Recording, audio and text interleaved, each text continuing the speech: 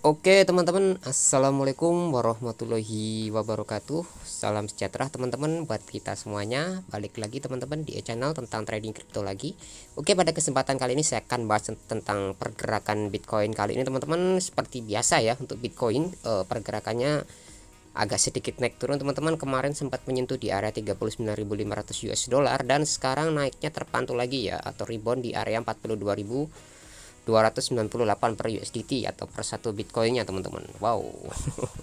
Ini sangat mantap sekali untuk Bitcoin. Apakah Bitcoin ini akan mengalami epic comeback teman-teman? Apakah Evergrande akan di bailout oleh pemerintah Cina? Oke, kita analisa dulu ya. Oke, untuk sekarang kita analisa dulu untuk pergerakan untuk Bitcoin. Menurut indeks Fear and Greed, Bitcoin di level 21 atau cukup turun teman-teman, di sini cukup turun, dan kemungkinan besar Bitcoin ini teman-teman akan mengalami turun juga ya. Karena ini di sini adalah Fear and Greed, ini momen dimana para investor ini agak ragu teman-teman untuk invest ya, atau melakukan pembelian untuk Bitcoin. Tapi kalau untuk para paus ya mungkin mereka nyerok kembali ya teman-teman. Oke teman-teman, kita lihat dulu untuk pergerakannya, indikator-indikator yang kita alami kemarin. Oke, di sini adalah wilayah hijau ya teman-teman. Kita bisa lihat ya, wilayah hijau. Wilayah hijau ini adalah wilayah di mana bagus teman-teman untuk mulaikan Bitcoin. Jadi teman-teman kemarin yang membeli di area wilayah hijau yang saya tunjukkan di area 41.000 sampai di area 38.000 ya teman-teman, selamat ya. Sekarang bisa rebound kembali dan next Bitcoin akan naik kembali teman-teman. Oke. Nah, di sini teman-teman ada mengalami dead cross di sini. Nah, jadi teman-teman kalau Bitcoin mengalami dead cross seperti ini, kemungkinan Bitcoin ini akan longsor teman-teman. Ya. Dan sebaliknya kalau mengalami golden cross seperti ini, kemungkinan Bitcoin akan pump lagi teman-teman ya. Jadi kita bisa lihat, nah di sini adalah mau tanda-tandanya mengalami dead cross teman-teman. Tapi ingat ya, ini hanya sebuah indikator ya, sebuah indikator teman-teman. Saya menggunakan moving average 25 dan 50 ya. Jadi teman-teman kalau misalkan dead cross ini terjadi ya, kemungkinan besar saya memprediksi bahwa Bitcoin akan turun. Tapi ingat teman-teman, saya tidak ngevat ya, atau tidak melakukan vote, tapi ini hanya analisa pribadi saya sendiri teman-teman. Kemungkinan di sini akan sedikit rebound ya teman-teman, sedikit rebound, akan turun, naik, turun lagi, naik lagi sedikit sini di area ya 43 ribuan atau 45 ribuan, kemungkinan akan turun kembali teman-teman ya, sesuai dengan jalurnya yang kita petakan tadi ya. Oke, kalau ini misalkan terjadi dead cross, tapi ingat ini hanya sebuah indikator ya teman-teman. Indikator tidak akan bergerak sesuai dengan pasar itu sendiri teman-teman. Jadi ini hanya mewanti-wanti saja, ini kita sesuai dengan analisa saya pribadi teman-teman ya. Jadi teman-teman Anda harus punya analisa sendiri, apakah ini dead cross atau enggak, nanti kita bisa lihat ya nanti ya teman-teman. Ini kalau misalkan dead cross, benar-benar dead cross teman-teman ya, kemungkinan besar Bitcoin ini akan mengalami kenaikan ya, mengalami penurunan yang cukup tajam teman-teman. Ini apalagi di daerah moving, saya menggunakan time frame D1 ya, tapi kita bisa lihat di time frame weekly. Oke. Nah, weekly ini masih mau mengkonsolidasi, mau dead cross juga teman-teman di sini. Oke, mau mengkonsolidasi dead cross. Apakah ini kalau dead cross? Kalau dead cross ya persiapan teman-teman, nanti silakan saja teman-teman nanti ambil portofolionya, sesuaikan dengan atur sendiri teman-teman ya untuk keuangan teman-teman nanti. Oke. Tapi ini kita momen hati-hati saja teman-teman, kita jadi nunggu momen yang pas untuk entry kembali. Bagaimana bang untuk kedepannya? Jadi teman-teman kita bisa lihat ya, mudah-mudahan saja Bitcoin kita teman-teman tidak terlalu parah ya, atau turunnya tidak terlalu turun signifikan nanti ya untuk kedepannya nanti. Oke. Oke teman-teman, ini hanya sebuah indikator. Jadi teman-teman kita lihat dulu perkembangan berita-berita di dunia nanti ya. Apakah Bitcoin ini akan longsor cukup parah? Apakah ini false? Apakah ini akan tidak dead cross? Apakah membentuk candle lagi yang cukup naik ya? Kita lihat aja nanti ya ke depannya ya. Oke. Dan teman-teman kita bisa lihat untuk pergerakan di Twitter. Nah, di Twitter ini cukup sangat bagus. Di sini ada project IOTX ya. ITX Network Research New ATH Monthly teman-teman, over 300% ya pada bulan Agustus kemarin. Kita bisa terjemahkan. Oke, kita terjemahkan teman-teman di sini. Oke teman-teman, jaringan ITX mencapai ATH baru, aktivitas bulanan dengan lebih dari 1,6 juta transaksi teman-teman. Wow, pada bulan Agustus meningkat 300% dari hanya 1 tahun yang lalu teman-teman. Dengan gelombang proyek baru yang akan segera diluncurkan, kami siap memecahkannya di rekor di kuartal 4. Jadi nanti ITX ini ada program terbaru teman-teman, proyek terbaru nanti akan diluncurkan pada kuartal keempat ya, atau ya kuartal keempat nanti. Mudah-mudahan ini bisa jadi proyek kedepannya buat teman-teman nanti. Dan di sini Mas Justin Sun, nah di sini kita bisa lihat si Mas Justin Sun, perdagangan Tron ETN tersedia di Deutsche Börse Extra sekarang teman-teman. Tron akan sepenuhnya membuka pasar Eropa ya, dan secara signifikan mengurangi ambang batas investor berpartisipasi dalam investasi kripto. Jadi Tron nanti teman-teman, nanti Tron Foundation ya nanti akan mengembangkan bisnisnya juga teman-temannya untuk di wilayah Eropa ya. Si Mas Justin Sun ini sangat mantap sekali. Oke, kita bisa lihat teman-teman untuk bitcoinnews.com. Di sini kita bisa lihat. Oke, di sini kita bisa terjemahkan teman-teman.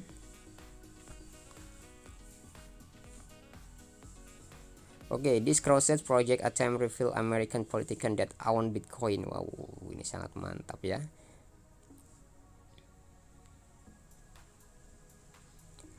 Jadi kita ini ya, proyek Record Source ini mencoba mengungkap politisi Amerika yang memiliki Bitcoin teman-teman. James Lip meluncurkan proyek politisi Bitcoin ya. Jadi teman-teman, hari-hari ini politisi yang memiliki Bitcoin telah menjadi tren yang meningkat ya beberapa tahun terakhir. Berbeda dengan hari-hari awal ketika birokrat mengkritik konsep tersebut secara teratur. Ya, secara diam-diam politisi juga ya ngepam Bitcoin teman-teman di sini ya. Di sini kita bisa lihat. Nah, di sini adalah proyek Bitcoin Politikan. Berdasarkan pengumpulan keuangan publik, kita dapat mengetahui politisi mana Kongres yang benar-benar memiliki kulit dalam permainan ya. Situs kami menjelaskan karena pencarian melalui mengungkapkan bahwa bisa menjadi proses memakan waktu yang lama. Tujuan proyek ini untuk mengumpulkan pekerjaan atau rincian dari tweet dan menganalisis 13% dari laporan teman-teman. Untuk jadi DPR dari Amerika Serikat ya, kayak yang mungkin senator yang mereka juga punya Bitcoin teman-teman di sini ya. Wah, sangat oke sekali ya. Dan kita bisa lihat teman-teman di sini di Cointelegraph. Nah, di sini Evergrande krisis buy dip or bail. Oke. Krisis Evergrande beli dip atau jaminan ya, atau di bailout teman-teman. Para pakar menimbang teman-teman di sini. Oke, ketika proyek raksasa seperti China Evergrande gagal membayar utang senilai 300 miliar dolar, pakar mempertimbangkan bagaimana kebangkrutan pasar dapat kripto pada warisan atau pada pasar kripto ini teman-teman di sini ya. Pada saat penulisan, Bitcoin turun sebanyak 13% sejak penurunan ya, atau dimulai dari 18%, sedangkan SP500 turun 1,7%, Hang Seng merosot 2,8% dalam jangka waktu yang sama. Wow, ini mantap ya, nggak hanya kripto, saham juga S&P 500 teman-teman ikut turun juga di sini ya. Jadi teman-teman, apakah nanti si Evergrande nanti ini akan dibeli atau di bailout ya oleh pemerintah China? Ingat, Evergrande ini adalah perusahaan properti terbesar ya teman-teman di China ya. Kalau misalkan di Amerika dulu Lehman Brothers ya 2008 itu juga hancur ya, itu seluruh dunia ikut mengalami krisis moneter ya teman-teman. Tapi kalau China ya mungkin 300 US dollar ya, mungkin si Jinping mungkin mutar otak teman-teman untuk bagaimana tidak terlalu krisis terlalu parah ya untuk di negara tersebut ya. Saya kenapa perdagangan di dunia itu sekarang didominasi ya oleh si Tiongkok ya, atau si China. Ya mudah-mudahan saja nanti di bailout ya atau dari si Jinping. Tapi ini tidak masalah teman-teman kalau negara Cina ya, yang penting tidak Amerika lagi seperti tahun 2008 terjadi krisis yang cukup sangat parah ya, bahkan Indonesia pun juga merasakan. Tapi kalau di Indonesia ya mungkin para investor dari properti ini akan lari teman-teman, akan lari ke beberapa ya yang cukup safety ya, kayak pertambangan ya teman-teman ya, kayak Unilever dan lain-lain teman-temannya. Nanti mereka tidak akan masuk properti karena mungkin dari efek Grande ini yang cukup parah banget teman-teman di sini ya. Oke teman-teman, kita lanjut lagi. Di sini ada commodity strategis predict ya, Bitcoin ETF hold get not. Jadi alih strategi komoditas memperkirakan Bitcoin ETF bisa mendapat anggukan di Amerika Serikat di bulan depan teman-teman. Alih strategi komoditas intelijen Bloomberg Mike Lone percaya bahwa masalah waktu Komisi Sekuritas atau SEC menyetujui dana yang diperdagangkan di bursa Bitcoin atau ETF pertama di negara tersebut. Jadi nanti ETF Bitcoin nanti akan diadopsi pertama kali di Amerika Serikat, dan mudah-mudahan si Gary Gensler tidak membuat ulah kembali teman-teman ya. tak pasti mendukung teman-teman kalau untuk si Gary ini ya, mudah-mudahan, karena ini kalau misalkan si ETF mendapatkan anggukan dari Amerika Serikat ya, kemungkinan pajak-pajak yang pasif income yang cukup besar nanti akan masuk ke dana-dana Amerika teman-teman di sini ya. Oke, kita lanjut lagi untuk Bitcoin months after. Nah, di sini ada berita yang cukup sangat bagus. Bitcoin mantul lagi setelah kehilangan dukungan 40k. Secara signifikan perhatian Bitcoin di harga Bitcoin ini teman-teman di sini ya. Nah, di sini agak mengalami pantulan yang cukup sangat besar. Bitcoin memantul pengujian ulang 40.000 US dollar kedua pada tanggal 22 September atau hari ini karena China menenangkan kekhawatiran pasar global atas Evergrande teman-teman ya, mungkin membail out atau gimana. China terus memberikan suntikan uang tunai ya kepada Evergrande, dana Cointelegraph, Market Pro, dan TradingView. Teman-teman, kita bisa dilihat di sini pada hari Rabu, bull masih mempertahankan di angka 40.000 signifikan secara psikologis. Dan secara nggak langsung ya, di sini kita bisa, meskipun momen ini seperti Lehman Brothers, Cina ditetapkan untuk menjadi penggerak pasar setidaknya untuk jangka pendek para kata analis ya, dalam beberapa minggu ke depan dan mungkin dalam beberapa bulan ke depan.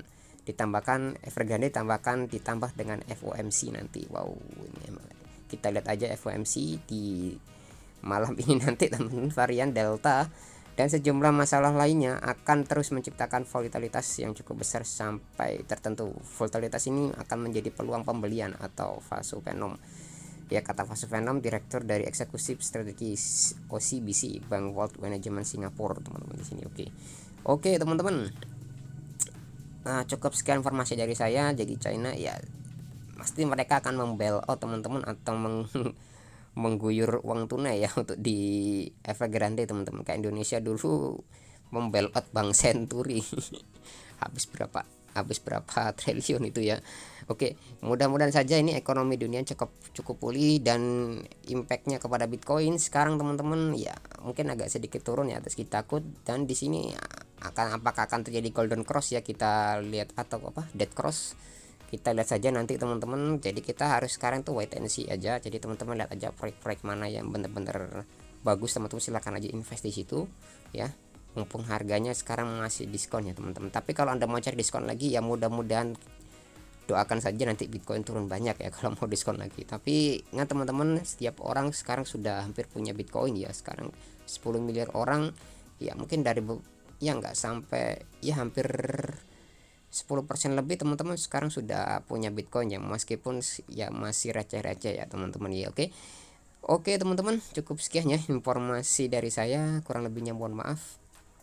Kalau ada tambahan dari teman-teman silahkan tambahkan aja ya di komentar ya. See you, sampai jumpa di next video.